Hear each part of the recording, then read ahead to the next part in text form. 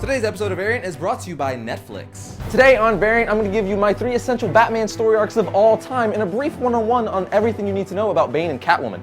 So here we go. Welcome to Variant, where we love comics more than Joel Schumacher loves butt shots. I'm your host, Arris.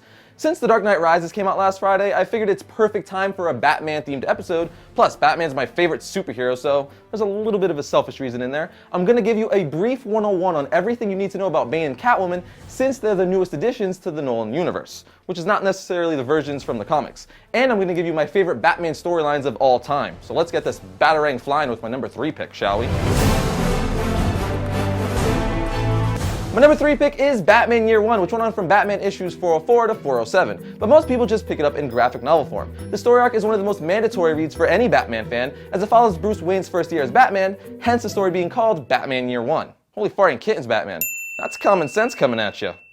Nolan also heavily based his first Batman movie, Batman Begins, on this comic. He used a lot of the comic's secondary characters and even events. But what's really cool about this story arc is even though it's about Bruce Wayne's first year as Batman, it's also about Jim Gordon's first year with Gotham PD, which I think was a really intelligent move on writer Frank Miller's part, as Jim Gordon's relationship with Batman is one of the most essential things in the Batman mythos. Overall, it actually feels like it's more of a Jim Gordon story than Batman's, as the comic gives you more of a Jim Gordon perspective than Batman's most of the time, which was handled flawlessly and made for a really interesting and great read. The novel just recently got made into an animated film by Warner Brothers Animation, who always does a great job with their DC animated films. The animation was spot on to the art in the comic, which was done by David Mazzucchelli. I probably just butchered his last name.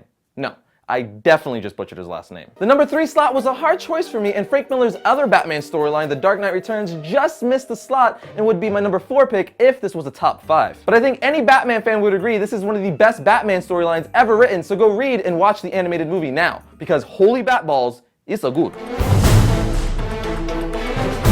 My number 2 pick is actually a tie, and I can do that because I write the show, and that comes with perks, my friends. So tied at number 2 would be the Court of Owls storyline and Batman the Killing Joke. So first, let's talk about the Court of Owls storyline. I know it's still a pretty new storyline and it just wrapped up, but it's that good that it's already in my top 3. The story arc is by far one of the best storylines in years and puts Batman through the mother-frickin' ringer. The story is basically about Bruce Wayne and Batman's relationship with Gotham City and the mysterious Court of Owls, who are a secret group of assassins out to kill Bruce Wayne and make Gotham City their own. It is written by Scott Snyder, and the guy is a beast when it comes to writing. I really love how he made Gotham City almost a character itself. It really shows Batman's relationship with Gotham and how Gotham City makes Batman who he is. Not to mention the concept behind the Court of Owls is brilliant and is sure to leave a mark in the Batman mythos for a long time. The story arc also intertwines into basically all the Bat titles like Nightwing, Batgirl, The Dark Knight, and so on. The art is done by Greg Capullo, who is best known for his work on Spawn, but is doing a sick job on drawing Batman and has already become one of my favorite Batman artists. My only wish is that Scott Snyder and Greg Capullo keep tag teaming this title, because as long as they do, I have a feeling we're going to keep getting some awesome Batman comics, like their upcoming Joker story arc, Death of the Family. Holy bat-bouncing balls of excitement, Batman. Now let's talk about Batman the Killing Joke, which was a one-shot and had one of the largest impacts in the Batman universe ever. The comic revolves around the Joker attempting to drive Commissioner Gordon insane, but is mainly known for 2 key events. 1, this comic is widely known as the origin of the Joker. Throughout the book, we follow a story of an unnamed man through flashbacks, who later on in the issue we find out becomes the Joker. 2, and this may be a spoiler to some people, so if you don't want to know, fast forward around 20 seconds. I'll give you some time to fast forward. This is also where Barbara Gordon, aka Batgirl, gets shot by the clown Prince of Crime, which paralyzes her from the waist down. Which paves the way for Barbara Gordon to become Oracle, who provides Batman and other DC heroes with up-to-the-minute espionage, intel, and dirty little secrets. Come on. You know what I'm talking about. The whole concept of the story is brilliant and asks the moral question, can even the best person go bad with just one bad day? The Joker really puts Commissioner Gordon through some crap to prove that it can. But to sum it up, I highly recommend any Batman or especially Joker fan to read this. It is definitely one of the most mature and psychological Batman storylines. It is written by Alan Moore, who also wrote Watchmen and V for Vendetta, and is drawn by Brian Boland, best known for drawing Judge Dredd. But before we go to my number 1 pick, let's have a brief 101, shall we?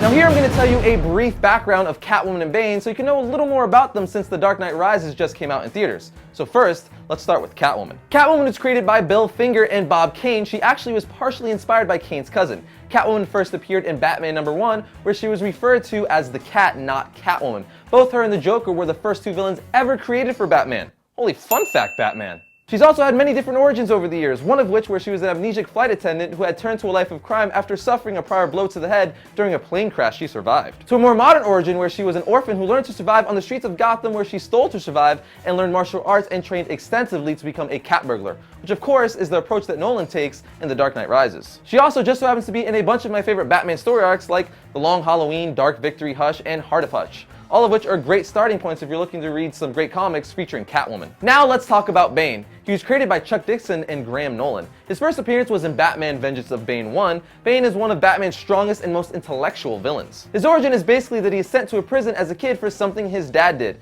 His dad was a revolutionary and escaped the country's court system, so they took it out on his son. So Bane trained building up his body in the prison's gym and read as many books as he could. He also received a classical education by an old priest, which is why Nolan gave him the old English type voice in the movie. I just wish the ADR and dubbing wasn't so obvious. Long story short though, the higher ups at the prison forced him to become a test subject for a drug known as Venom. He survived and boom, the Bane we know and love was created. So now he has to inject Venom into the back of his head every 12 hours or he will suffer debilitating side effects. My favorite Bane-based story arcs are Vengeance of Bane, Angel and the Bane, and probably the most popular, Batman Nightfall, where Bane famously breaks Batman's back and becomes known as the man who breaks the bat.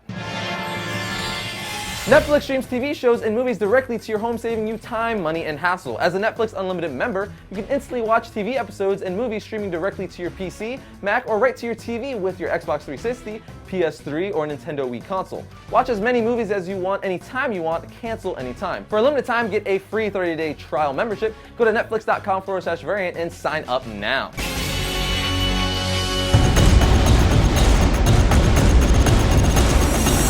First up for my buy list on Wednesday, August 1st is Before Watchmen, Night Owl, Issue 2. Now, the cover alone is enough to make me want this issue, but we get Night Owl and Rorschach in this issue, my two favorite Watchmen characters. Next, we have Swamp Thing issue 12. It is written by Scott Snyder, who is quickly becoming, if not already, one of the best comic writers out there right now. I love his work, so if you love Swamp Thing, you need to be reading his New 52. And here we have Avengers vs. X-Men issue 9. The series only has 3 more issues left, so hurry up and jump on this if you haven't already. Next we have Spawn issue 222. I'm glad I've jumped back on Spawn. I almost forgot how much I love the character, but on this cover we have an homage to The Walking Dead, which is done by Todd McFarlane, which looks sick. And finally we have Alpha Girl issue 4. Like I've said before, this comic is like Zombieland in comic book form. The writing is great and the art looks fantastic. One of my favorite comics from Image right now. Without any further ado, my favorite Batman storyline of all time is Batman Hush. It ran from Batman issue 608 to 619, but you could also pick it up in graphic novel form. The story arc is amazing and has everything you could ever want in a Batman comic. In it, the Riddler and new mysterious villain Hush team up and manipulate other Batman villains like Poison Ivy, the Joker, Harley Quinn, Two-Face, Scarecrow, Killer Croc, and Clayface, all to kill Batman. Yeah, that's right. This one storyline has all those villains in it. Not to mention Huntress, Catwoman, Robin, and freaking Nightwing. And the list still goes on. It's like a Bat Universe free-for-all in this story, and I love it. The story also touches on Batman and Catwoman's romantic relationship, and shows how even Batman isn't immune to sex appeal. Holy adult situations, Batman. There is a twist to the story's whole plot which made for an awesome ending, one that changed the Batman universe tremendously, but you'll just have to read it for yourself if you want to know what happens. Another huge thing this book has going for it is the art. It's done by my personal favorite artist, Jim Lee. I loved him ever since his work on the X-Men title, and Batman Hush just sealed the deal. The illustration in this book was nothing less than impressive. The story, which I also thought was balls-tastic, was written by Jeff Loeb, whose work has been on the New York Times bestsellers list multiple times. He was really able to make a ton of characters work and give them purpose, not just use them for the sake of using them, which is hard for anyone to pull off. So if you're looking to read some good Batman stories, you should definitely read all the ones in my top 3, but if you want some other great Batman stories, you should read the ones that are in my top 10 list, like The Long Halloween, The Dark Knight Returns, A Death in the Family, Dark Victory, Batman and Robin All-Star, and Batman Nightfall. Holy lot of titles, Batman. Was that a cheap one?